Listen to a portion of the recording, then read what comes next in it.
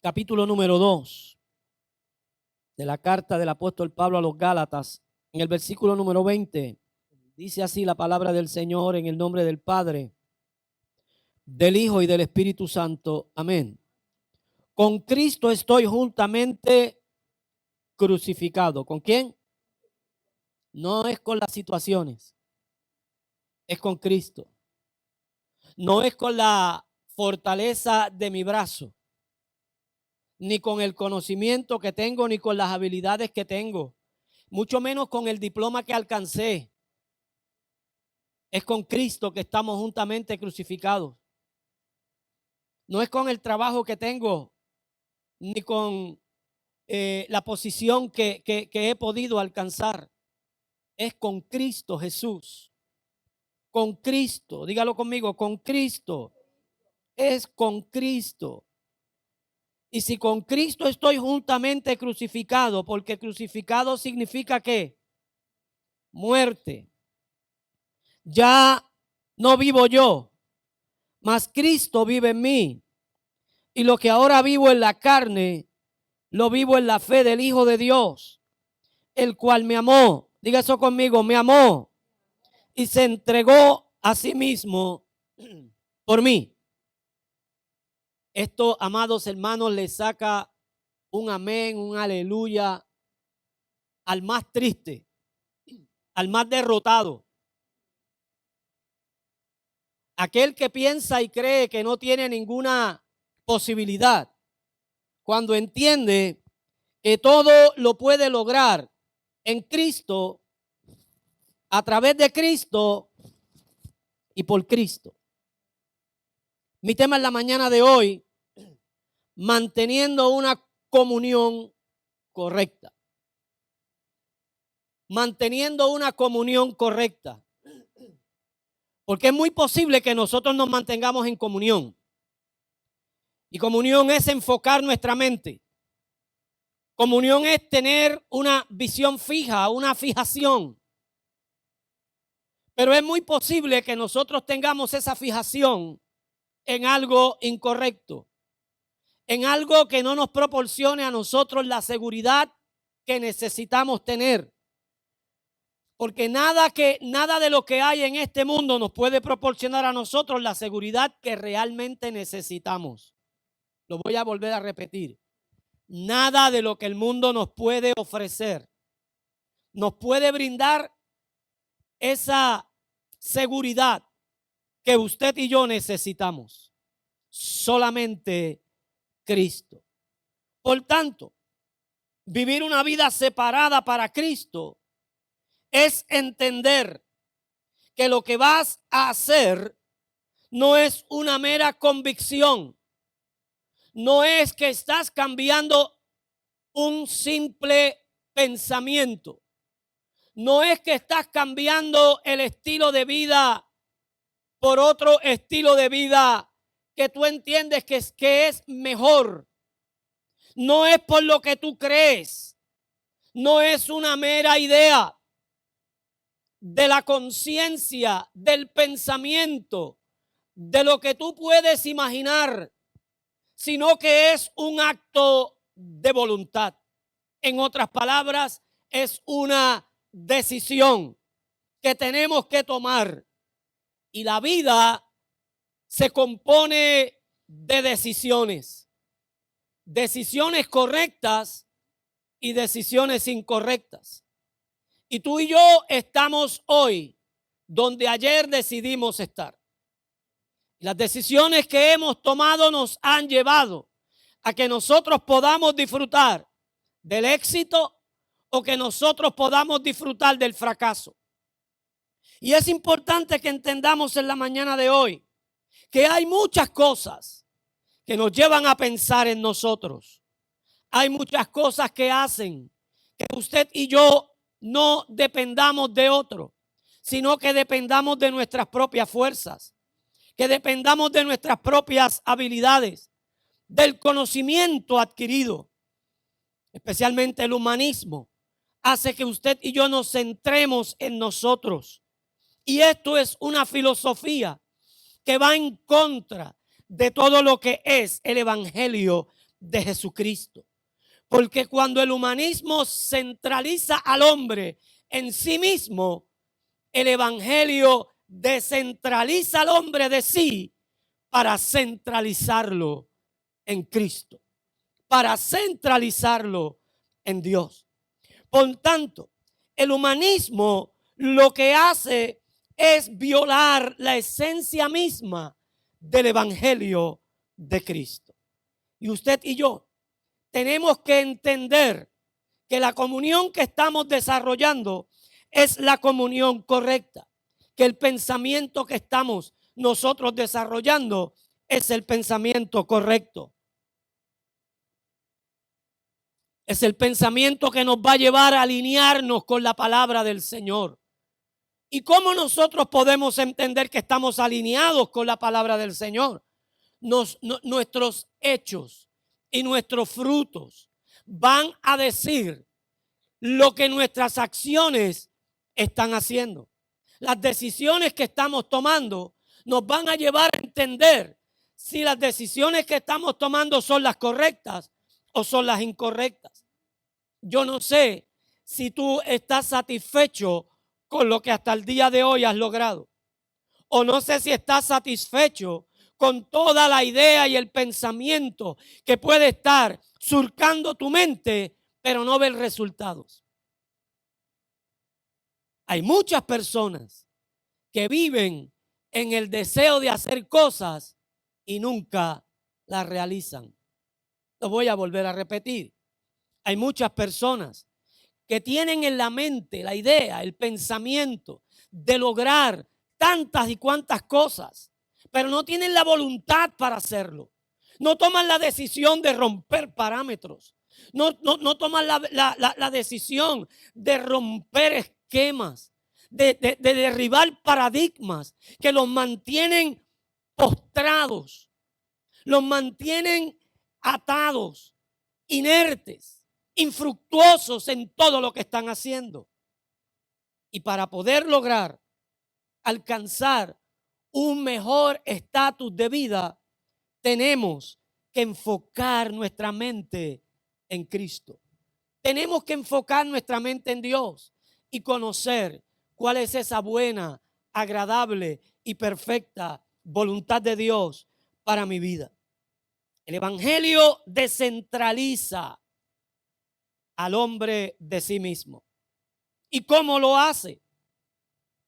Tenemos que entender que para lograrlo, Cristo tiene que estar viviendo en ti. Cristo tiene que estar viviendo en mí. ¿Y qué significa que Cristo vive en mí?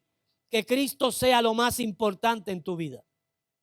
Porque no es lo mismo yo confesar que Cristo vive en mí, a yo demostrarle a Dios que realmente Cristo vive en mí. A yo demostrarle al mundo que Cristo realmente vive en mí. Yo no sé cuántos se acuerdan del refrán que se ha utilizado tantas y cuantas veces. No me digas que me quieres. ¿Cómo dice la otra parte? Demuéstramelo. No es decir que yo quiero hacer la voluntad de Dios. No es decir que yo amo a Dios sobre todas las cosas. No es decir que Dios ocupa el primer lugar en mi vida. No es decir que yo estoy juntamente con Cristo crucificado. Es que se note. Es que yo pueda desarrollar ese estilo de vida correcto. Es que mi vida se parezca a Cristo. Es que mi vida se parezca a lo que yo digo y confieso. Porque hay una tan grande nube de testigos que nos rodea. Y esa tan grande nube de testigos que nos rodea va a decir, va a concluir si realmente yo estoy corriendo la carrera como debo correrla. Porque tenemos que correr la carrera que se nos ha sido propuesta, con nuestros ojos puestos en el blanco de nuestra soberana vocación. Por tanto, tenemos que procurar morir a todo aquello que nos separa de Dios. Lo voy a volver a repetir. Tenemos que procurar morir. Y procurar morir es tomar una decisión. ¿Y cuántos toman decisiones? Dile al que está a tu lado, yo. Todos tomamos decisiones. ¿Cuándo? A veces, siempre. Siempre tomamos una decisión.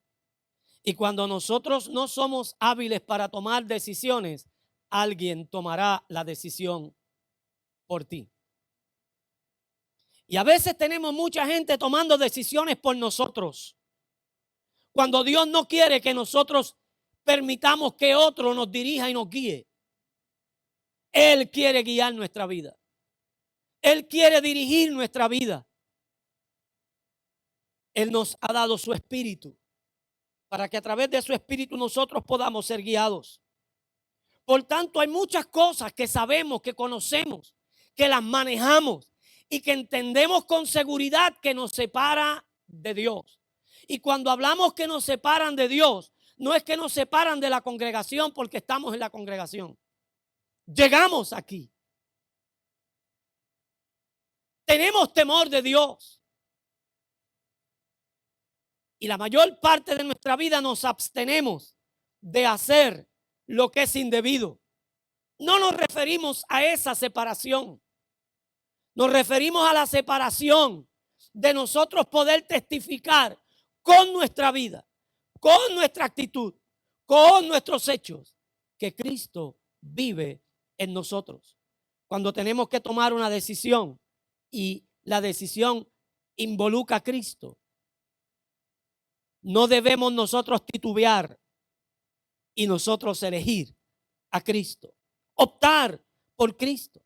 Por tanto, cuando Pablo emplea la palabra juntamente crucificado, él hace alusión a la muerte, él hace alusión al morir, él hace alusión a que el yo mío desaparezca y la persona de Cristo sea la que tome el control total de mí.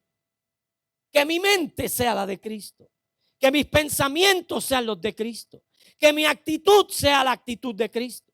Pablo lo decía: haya en vosotros la misma actitud que hubo en Cristo Jesús, el cual siendo igual a Dios, no tomó cosa que aferrarse, sino que se despojó, tomando forma de siervo, y se humilló hasta la muerte de cruz. En otras palabras, que usted y yo miremos cuál es esa buena, agradable y perfecta voluntad de Dios. No la voluntad de papá, ni la voluntad de mamá. Porque en la voluntad de papá y en la voluntad de mamá pueden haber equivocaciones. No es en la voluntad de mi esposa ni en la voluntad de mi esposo. Porque en la voluntad de mi esposa pueden haber equivocaciones. Y mi esposo puede estar equivocado. No es la voluntad de mis hijos. Cuando vemos que el sistema hace que nuestros hijos muchas veces sean voluntariosos y nosotros tengamos que entender que aun cuando ellos quieren tomar decisiones, esa voluntad de ellos no es la correcta ni está bien. Que nosotros busquemos y entendemos cuál es y cuál sea esa voluntad de Dios para nosotros poder hacer lo que Cristo hizo, que tomó la decisión de ser obediente, obediente al corazón de Dios, obediente al mandato de Dios, obediente a todo el principio espiritual que caracteriza a Dios como un ser supremo, como un ser santo.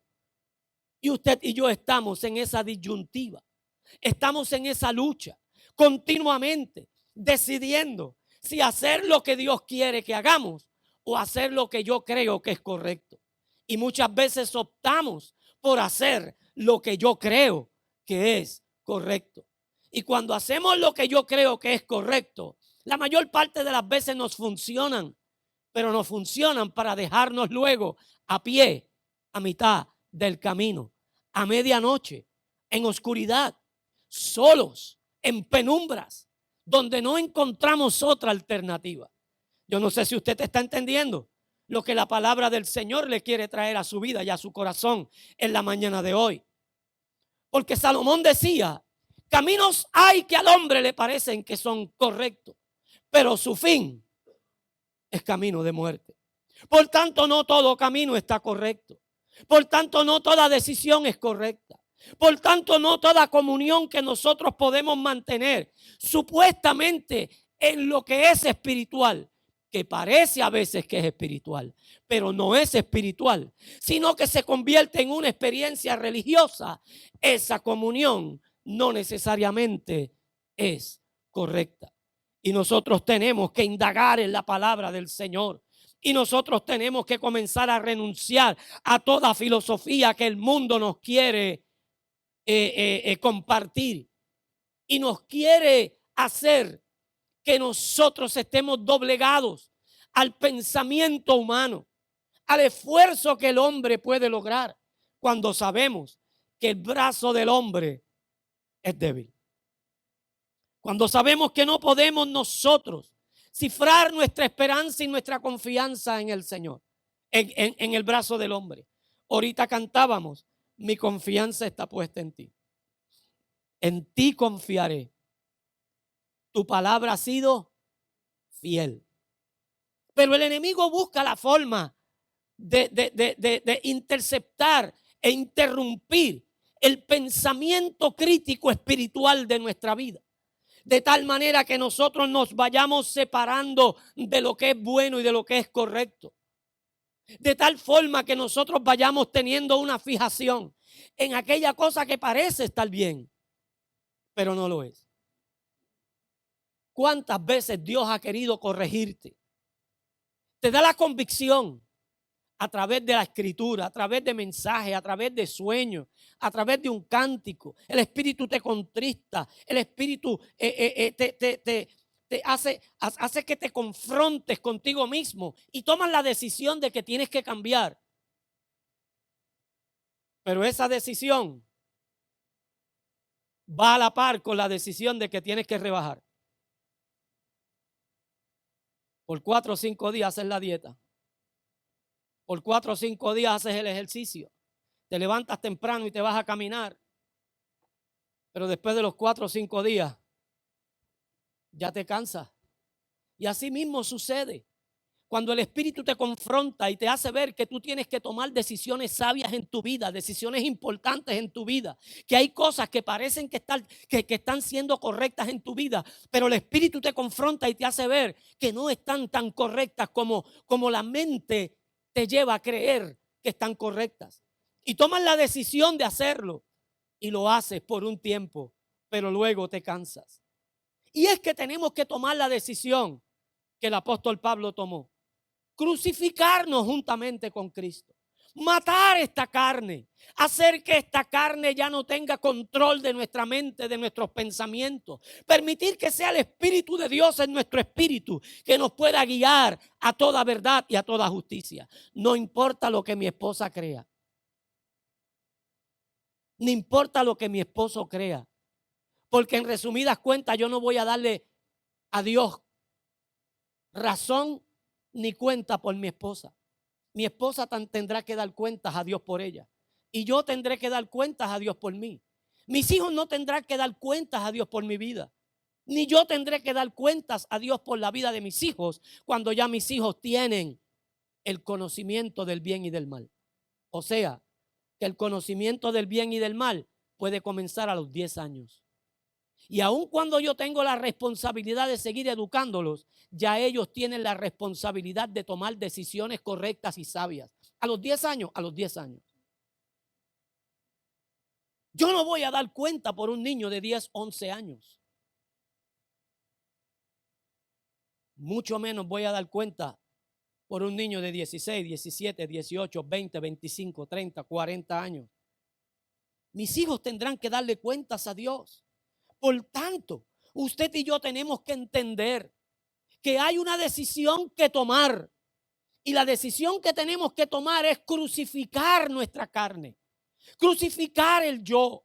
Hacer que mi vida viva una vida ejemplar como Cristo la vivió. El evangelio se trata de nosotros hacer que Cristo se vea en nosotros. Cuando Pablo le habla a los romanos en el capítulo 8, nosotros tenemos que entender y ver realmente qué es lo que se refiere cuando él dice que a los que aman a Dios, a los que conforme a su propósito hemos sido llamados, todas las cosas obran a bien. Porque qué chévere es que todas las cosas obren a bien si yo no estoy sometido a la voluntad de Dios. Qué chévere es pensar que todas las cosas me van a salir bien cuando yo no tengo un esfuerzo personal mío. Cuando yo no tengo un sacrificio mío. ¿Y cuál es mi sacrificio? Mi sacrificio es crucificar esta carne juntamente con Cristo. ¿Cuándo? Todos los días. Ya ayer la crucifiqué, pero hoy está viva. ¿Y qué tengo que hacer hoy? Volverla a crucificar. Y mañana, volverla a crucificar. Y pasado mañana, volverla a crucificar. Cada experiencia de mi vida, yo tengo que crucificar esta carne. Y ahí es donde usted y yo tenemos que entender la razón por qué nos cansamos en el proceso de querer renunciar a aquellas cosas que Dios nos señala y nos confronta, que aunque parecen ser buenas, no lo son, y el Espíritu nos convence de que tenemos que cambiar. Cuando no crucificamos nuestra carne todos los días. Hoy me levanto y tengo que crucificarla. Mañana me levanto y la tengo que crucificar. Cuando yo persisto en crucificar mi carne, cuando yo persisto en querer matar esas obras de la carne que están presentes, porque esto no quiere decir que estamos perdidos. Esto no quiere decir que nuestra salvación está en juego. Esto lo que quiere decir es que tú y yo tenemos que hacer lo que Pablo quiso enseñar en Romanos capítulo 8, para que la imagen de Cristo sea manifiesta a través tuyo y a través mío. Y tú y yo tenemos que procurar que la imagen de Cristo se manifieste. La pregunta es, ¿yo estoy manifestando la imagen de Cristo donde estoy? Yo estoy manifestando la imagen de Cristo en mi trabajo, en mi escuela, en la comunidad donde vivo. Yo estoy manifestando la imagen de Cristo en mi casa, con mis hermanos, con mi esposa, con mis hijos. Yo estoy manifestando la imagen de Cristo acá con mis hermanos de la fe. Cuando el enemigo muchas veces hace que haya una guerra fría en medio de las congregaciones. ¿Lo sabía o no? Usted no se ha enterado de que el enemigo quiere que haya una guerra fría en medio de la congregación de los santos, porque él sabe que cuando los santos entienden cuál es el plan y cuál es el propósito, cuál es la responsabilidad que tenemos en Cristo Jesús, el enemigo sabe que cuando los santos se enteran de que tenemos que estar unidos como un solo cuerpo, teniendo la mente de Cristo como la cabeza nuestra, nos convertimos en gente invencible. Gente que cambia atmósfera. Gente que hace que otra persona, con el simple hecho de vernos, esa mirada que ponen en nosotros, hace que haya algo dentro de ellos que anhelen lo que usted y yo experimentamos, lo que usted y yo vivimos. Por eso es que usted y yo tenemos que entender lo que la palabra del Señor nos quiere expresar y nos quiere enseñar, que muchas veces pasamos por alto porque solamente recortamos aquellas cosas que nos convienen, recortamos aquellas cosas que van a tono y a la medida nuestra, pero hay muchas cosas que no están a nuestra medida. Hay muchas cosas que nosotros tenemos que recortarnos a nosotros mismos para llevar nuestra vida a la medida de Cristo, para llevar nuestra vida a la medida de la palabra del Señor. Y es ahí donde el apóstol Pablo hace alusión a que tenemos que morir, a que tenemos que crucificarnos, a que tenemos que someternos a la muerte. Cuando Israel fue a tomar posesión de la tierra prometida, antes de enfrentar a Jericó, tenía que cruzar el río Jordán. Para cruzar el río Jordán necesitaban tener una experiencia con Dios. Necesitaban tener un cambio de mente. Necesitaban tener una identidad correcta. Ellos no cruzaron el Jordán si primeramente no entraron en pacto. Esa generación que salió de Egipto, esa generación que se desarrolló en el desierto, estaba fuera de la cobertura del pacto que Dios había hecho con Abraham. Era el pacto de la circuncisión. Por tanto, antes de ellos cruzar el Jordán, ellos tuvieron que entrar en pacto, porque Dios es un Dios de pacto. Y usted y yo tenemos que entender que Dios entró en un pacto con nosotros, pero ese pacto tiene que ser bilateral. Usted también tiene que tener un pacto con Dios. Nosotros no podemos vivir una vida desatendida de lo que Dios pone como exigencia. No podemos vivir una vida desatendida de aquellas cosas que realmente nos alinean con la santidad de un Dios santo, con la pureza de un Dios puro, con la divinidad de un Dios que es divino. Nosotros no podemos enajenarnos de la realidad de que usted y yo estamos en una continua lucha, en una continua batalla, y que tenemos que vivir una vida pactada con Dios, una vida comprometida con Dios, una vida que no es una vida regalada en el sentido de que ahora ya yo tengo a Cristo, puedo seguir viviendo la vida como la seguía viviendo. No, no y no. Nosotros tenemos que crear una conciencia, que esa conciencia nos lleve a tener una comunión que sea correcta con lo que Dios ha establecido. Porque el enemigo usa nuestra mente para jugar con nuestras emociones y con nuestros sentimientos. ¿Lo sabía? Pues si no lo sabía, se acaba de enterar. El enemigo usa nuestra mente para jugar con nuestros sentimientos y con nuestras emociones. Y cuando está jugando con nuestros sentimientos y nuestras emociones, nos confunde. Y al confundirnos, nos desenfoca. Y el desenfoque nos hace sufrir. Y usted y yo no hemos sido llamados para el sufrimiento. Usted y yo hemos sido llamados con la autoridad de Dios para manejar todo aquello que viene contra nosotros. Por eso es que el apóstol Pablo habla de una vestidura. Habla de una armadura. Y él dice que con esa armadura nosotros podemos defendernos de cuánto ataque del enemigo. De todo ataque del enemigo. No es de algunas cosas, es de todo ataque del enemigo. Por eso, Israel primeramente tuvo que entrar en el pacto de la circuncisión.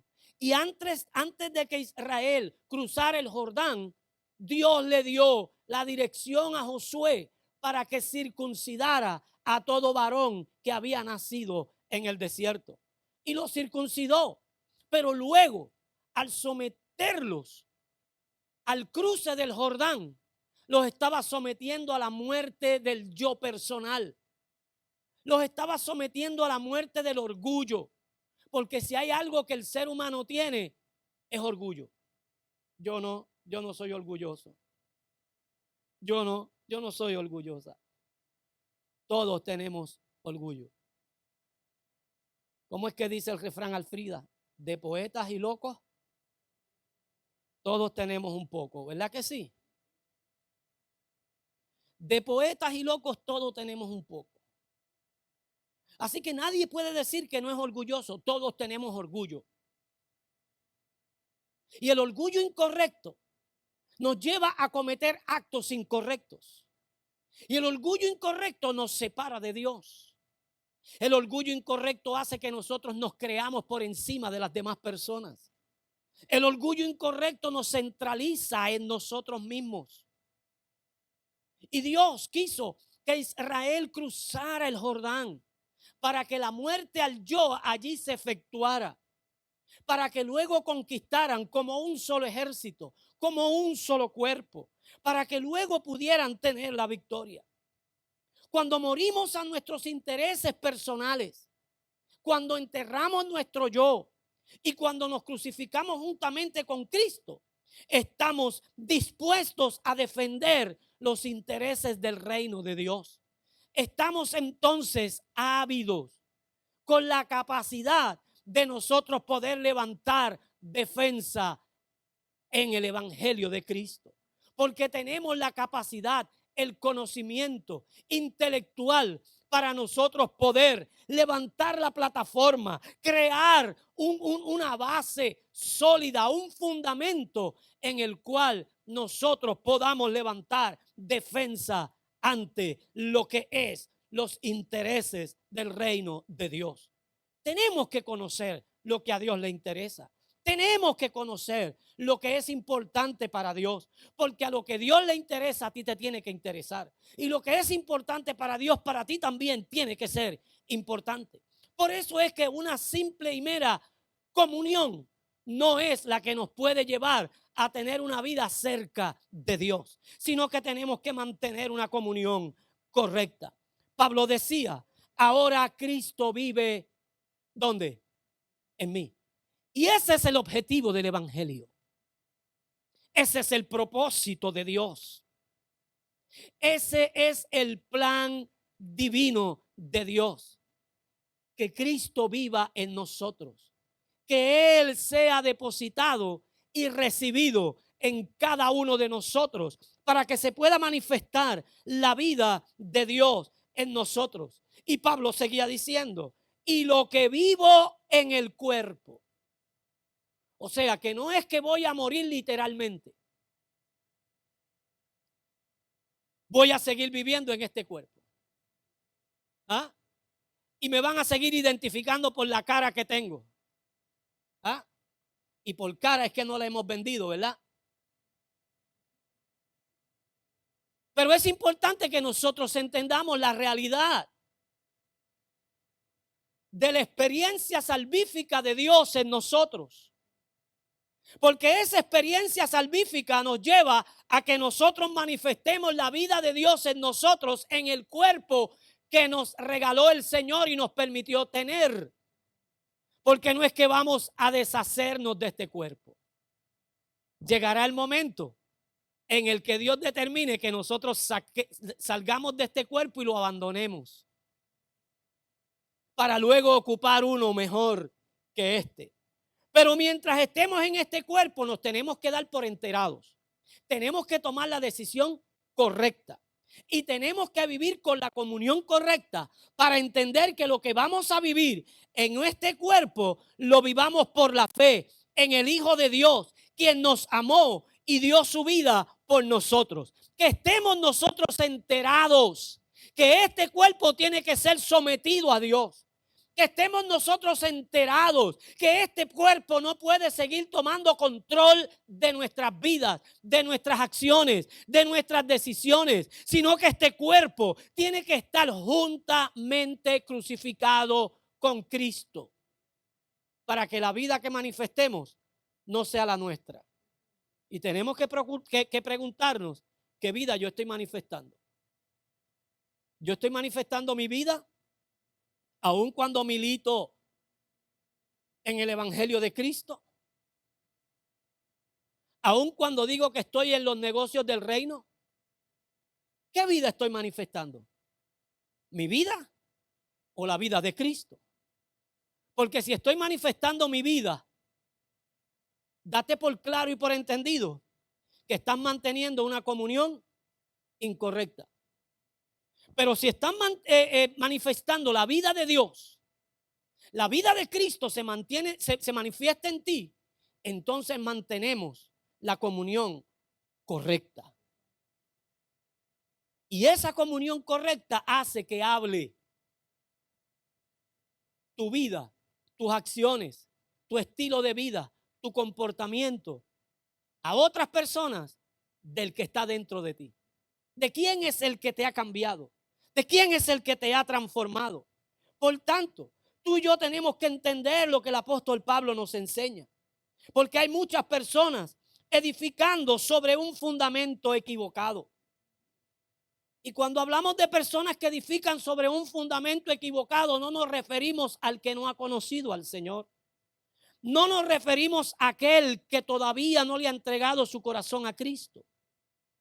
Nos estamos refiriendo a aquellos que decimos que hemos nacido de nuevo.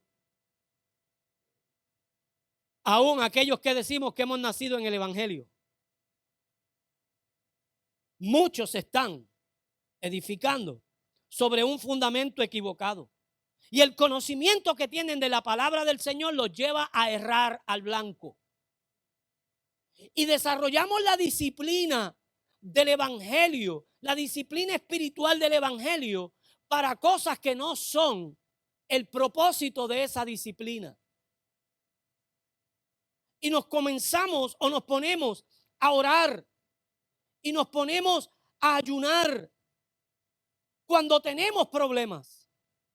Y el ayuno y la oración no es para cuando tengamos problemas. Eso no es una disciplina para que usted y yo la apliquemos cuando tengamos problemas. No es un 911. No es un paracaídas para cuando usted vaya cayendo al vacío, usted lo abra. Eso se llama edificar sobre un fundamento equivocado. Cuando tenemos necesidades es que nos acordamos de Dios, como decía mi abuela Mena. Mi abuela Mena decía que nos acordamos de Santa Bárbara cuando truena. Y usted dirá, ¿y qué tiene que ver eso? Bueno, yo me acuerdo cuando yo era más pequeño, cuando yo tenía menos edad, cuando yo era niño. Aquellos tiempos donde habían temporales, que le llamaban temporales. Aquellos aguacerotes que traían rayos y centellas y aquellos truenos que retumbaban nuestra casa. Cada vez que venía un trueno, ella decía, Santa Bárbara bendita. Yo no sé si sus abuelos lo hicieron, o no sé si usted se acuerda. Pero el refrán era que se acordaban de Santa Bárbara cuando tronaba. Mientras no llovía, mientras no había trueno, mientras no había relámpago, Santa Bárbara no estaba en la mente de ellos. Y así mismo hay muchos que están edificando sobre un fundamento equivocado, que mientras no hay necesidad, que mientras no hay enfermedad, que mientras no enfrentan problemas, Dios no está en su noticia. No hay un sacrificio vivo. Cuando el ayunar y el orar debe ser parte de nuestra vida. Ahora yo te pregunto, ¿cuándo fue la última vez que ayunaste? No me lo contestes, contéstatelo tú. No, es que ya eso no es una disciplina de la iglesia. ¿Te acuerdas cuando el Señor Jesucristo dijo que los que están de boda no necesitan estar ayunando y estar orando? Pero Él dijo, pero llegará el día. Que el esposo le será ¿qué? Quitado. Y si el esposo le será quitado, ¿qué habrá necesidad? Llegará la necesidad de que tenemos que orar. Llegará la necesidad de que tenemos que ayunar. Por eso es que se levanta una iglesia débil. Por eso es que se levanta una iglesia frágil. Por eso es que se levanta una iglesia sin compromiso. Por eso es que se levanta una iglesia donde no hay pacto. Por eso es que se levanta una iglesia donde no hay conciencia de que lo que yo hago no lo hago para el hombre, sino que lo hago para Dios, y para Dios se hace lo mejor. Y antes para Dios había que hacer las cosas con excelencia. Ahora no. Ahora no. Si es para Dios, Dios lo recibe como sea. No. Tú me perdonas. Dios no recibe las cosas como sean. Si no, pregúntale a Caín qué fue lo que le pasó a Caín. Si no, pregúntale a Saúl qué fue lo que le pasó a Saúl.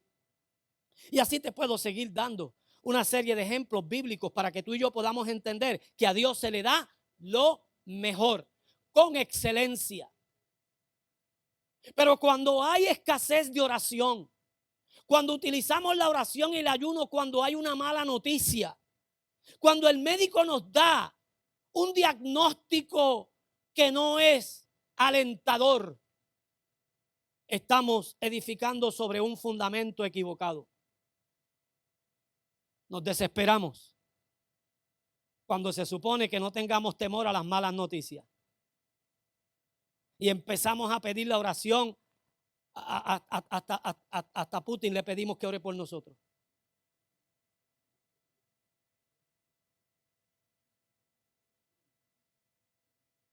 Cuando la Biblia nos llama a que nosotros tengamos control de todas las cosas. ¿Y cómo yo puedo tener control de todas las cosas? Cuando yo desarrollo una comunión correcta con Dios. Cuando ya yo estoy preparado para lo que viene. Y cuando la noticia viene, me estremece. Pero el espíritu que está dentro de mí, la fortaleza que se ha levantado dentro de mí, esa fortaleza vuelve nuevamente a fortalecerme.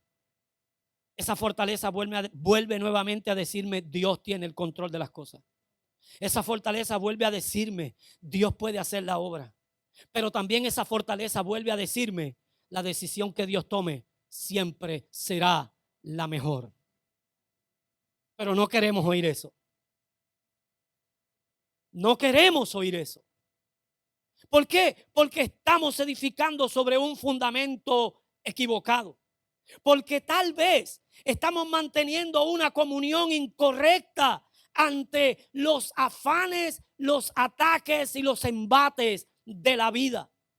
Por eso, tú y yo tenemos que entender que la oración y el ayuno lo hacemos como una práctica para que el Señor conceda la manifestación de su vida en nosotros. La razón principal de esta disciplina espiritual es que se vea más de Cristo en ti, que se vea más de Cristo en mí y que se vea menos de ti, menos de mí. De tal manera que cuando alguien te lea, es que yo soy bien difícil de leer. Si tú eres bien difícil de leer, tú no eres una carta abierta. Te lo voy a volver a repetir. Si tú eres bien difícil de leer, tú no eres una carta abierta. Y Pablo dice que los que estamos en Cristo, ¿qué somos? Somos cartas abiertas. ¿Y qué pasa con una carta abierta? Llama la atención. Llama la atención. ¿Por qué usted cree que en las oficinas ponen los papeles, los comunicados boca abajo? Porque el que pasa va a tener que la tentación.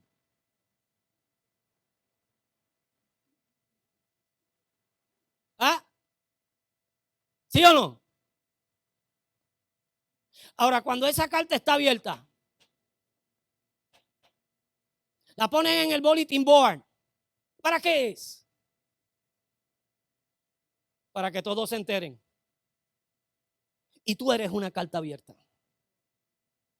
Así que si tú estabas hasta el día de hoy pensando que tú eres difícil de leer, comienza a edificar sobre el fundamento correcto. Comienza a edificar sobre el fundamento correcto. El que tenga espíritu, oiga lo que el Espíritu le está diciendo a la iglesia. El que tenga oídos, oiga lo que el Espíritu le está hablando a esta iglesia. Porque nosotros, en el tiempo que estamos, nosotros tenemos que tomar las cosas más en serio de lo que las estamos tomando. Tenemos que tener más compromiso del que tenemos. Porque estamos teniendo mucho compromiso con afuera y poco compromiso con el reino. Y no se trata de eso. Se trata de poner más compromiso en el reino que el compromiso fuera del reino.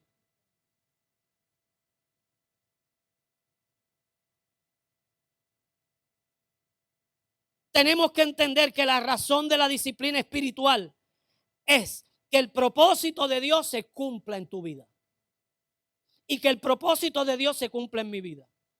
No es desarrollar la disciplina para querer doblegar el brazo de Dios, ni forcejear con Dios. Esa disciplina no es para eso.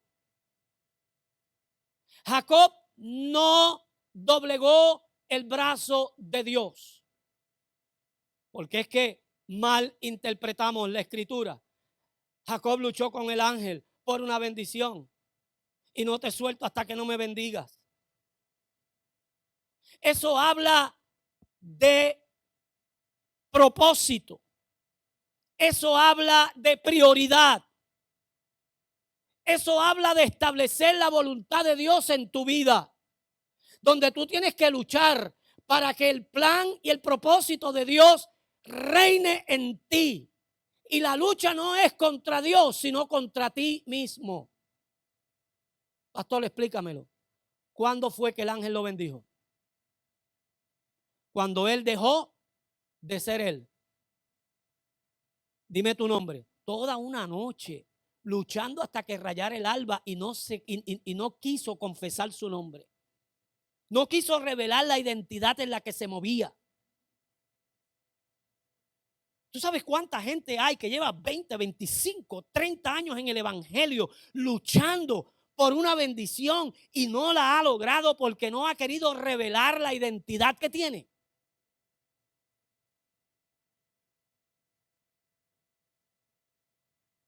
Lo resolvió cuando le dijo: mi nombre es Jacob. Tú puedes resolver tu problema cuando tú le digas a Dios cuál es la identidad en la cual tú te estás moviendo. Yo no la sé, pero tú la sabes. Yo sé la identidad en la que me muevo y tengo que estar batallando con ella. Yo no sé si tú batallas con la tuya o estás en un confort ahí. Estás conforme de la forma en que eres. Pero yo tengo que estar crucificando mi identidad incorrecta todos los días. Porque así como todas las mañanas la misericordia de Dios es nueva, así también la vieja criatura quiere levantarse para querer dominar mi mente, mis pensamientos, mis emociones. ¿Por qué usted cree que hay gente que entra y sale de la iglesia? ¿Por qué usted cree que hay gente que hoy está bien y mañana está mal? ¿Por qué usted cree que hay gente que hoy coge al diablo y lo desafía y le dice que se me presente? Y otras veces le hace la cruz y está huyendo. ¿Ah? Tenemos que entender, amados hermanos, que hemos sido llamados a ser transformados. Oímos la gente cuando se centraliza en sí mismo al hablar, la conversación que tienen, lo que dicen, lo que articulan. Y solo hablan de cuando Dios me dé, de cuando Dios me bendiga, de lo que yo he logrado. No hablan de que si Dios me bendice, me convertirá en bendición para yo ser bendición. Lo que Dios va a hacer a través de mí. El plan y el propósito que Dios quiere. Vemos la gente centralizada en ellos cuando hablan de sus éxitos, cuando hablan de sus logros, cuando hablan de su ministerio. En la iglesia del Señor. Han sido favorecidos por la gracia de Dios para servir con un nivel de responsabilidad un poco más alto que el hermano que está sentado a su lado. Y ya están soplados, están inflados y ya en mi ministerio. Los vemos hablando descentralizados completamente de Cristo y centralizados totalmente en ellos. Y eso causa conflictos. Eso desarrolla, aunque usted no lo crea, una guerra fría entre hermanos, entre líderes. Y Dios quiere que nosotros combatamos con eso. ¿Y cómo podemos combatir con eso? Cuando entendemos que la esencia del evangelio es Cristo y que Él es nuestra razón de vivir. Y cuando yo veo a mi hermano, yo veo a Cristo. Y cuando me miro en el espejo, yo veo a Cristo. Porque yo tengo que entender que este muchacho y esta pastora y yo somos parte del mismo cuerpo. Y si somos parte del mismo cuerpo, yo no puedo coger un martillo y meterle un cantazo a esta mano. Porque ¿a quién le va a doler? ¿Al cuerpo? ¿O es que solamente le va a doler a la mano? ¿Ah? ¿Verdad que no? Cuando nosotros entendamos cuál es la esencia del evangelio, cuando nosotros entendamos realmente en quién hemos creído, nosotros vamos a entender que esa esencia es Cristo mismo y que es la razón de nuestra vida. Que Cristo viva en mí. Con Cristo estoy juntamente crucificado. Ya no vivo yo, es decisión mía. No es decisión del Señor. Es decisión de Marco. No es la decisión de Yadiel. Es la decisión de Marco de que Cristo vive en él. La decisión de Yadiel es decisión de Yadiel.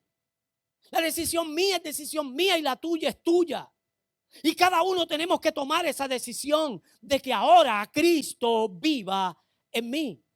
Cuando Cristo vive en nosotros, encontramos que el evangelio es poder de Dios para la salvación. Cuando nosotros encontramos que Cristo vive en nosotros, en el ministerio terrenal de Cristo, vamos a entender que cuando Él llamó a sus seguidores, Él no le dijo a sus seguidores si le aceptaban o no. Simplemente le dijo: fulano, sígueme. Fulano, sígueme. Fulano, sígueme. Y el texto sagrado señala que cada uno de los que fueron llamados dejaron lo que estaban haciendo para ir en pos de Cristo. Ahora yo te pregunto, ¿tú has dejado lo que estás haciendo para irte en pos de Cristo? ¿O volviste nuevamente a retomar todas las responsabilidades seculares? ¿Volviste a tomar todas las responsabilidades que te descentralizan del plan y del propósito que Dios tiene contigo? Porque no solamente hay un llamado en ti, hay dones, hay talentos, hay un Espíritu Santo que está dentro de ti, que Dios se quiere manifestar en ti. Yo no sé si fue el domingo pasado o el miércoles que yo decía que la iglesia es tan importante que Dios no puede operar en el mundo sin la iglesia. Y cuando hablamos de la iglesia hablamos de ti y hablamos de mí. Pero que la iglesia tampoco puede operar en el mundo sin Cristo. Explícamelo. Porque ¿quiénes son las manos de Cristo? ¿Quiénes son los pies de Cristo? ¿Quién es el cuerpo de Cristo? Para Cristo poder manifestarse, necesita manifestarse a través del cuerpo que eres tú y que soy yo. Y tenemos que preguntarnos si nosotros hemos echado a un lado todas las responsabilidades que Dios nos ha dado para tomar responsabilidades en el lugar de las responsabilidades que el Señor nos ha conferido y nos ha dado. Él decía en un momento dado: el que quiera venir en pos de mí, ¿qué tiene que hacer? ¿Ah? Niéguese a sí mismo. ¿Y qué otra cosa? Tome su cruz. Ay, y mucha gente dice: no, es la cruz del sufrimiento. Y usted sabe cuánto yo he sufrido, pastor. Yo soy una víctima. Usted no sabe por dónde yo he pasado. Yo me siento ahora y mañana por la mañana todavía yo le voy contando tanto sufrimiento que yo he tenido. De eso no se trata. De eso no se trata. Es más, si tú estás sufriendo, para de sufrir.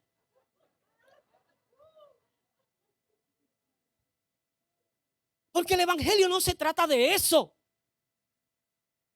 El evangelio se trata de muerte.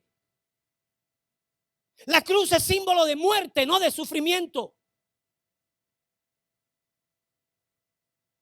¿Sabe qué hacían con la gente que crucificaban? Después que se morían, los dejaban para que los cuervos se los comieran.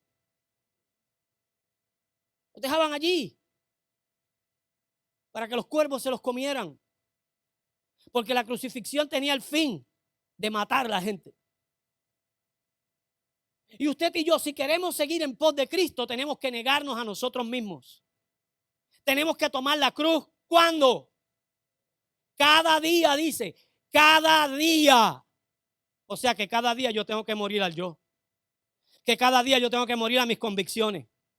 Que cada día yo tengo que seguir derribando los paradigmas que el mundo a través del humanismo quiere que nosotros tengamos. Porque el humanismo es sigiloso.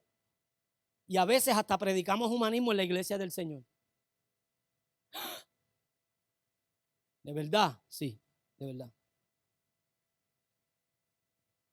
Entonces, es dejar padre, madre, hijos, esposa, esposo por causa de Cristo. Ahí te cogí, porque tú no dejas a tu esposa. Para ti tu esposa es primero que Cristo. Para ti tu esposo es primero que... Y mis hijos, chacho. No. Y después que los hijos se casan, Entonces vienen los nietos y ahí es que se dobla la cosa. Porque esos nietos te cogen y te amarran, esos nietos hacen contigo. Mire, hay uno en mi casa que me hace así: abuelo, corre, brinca.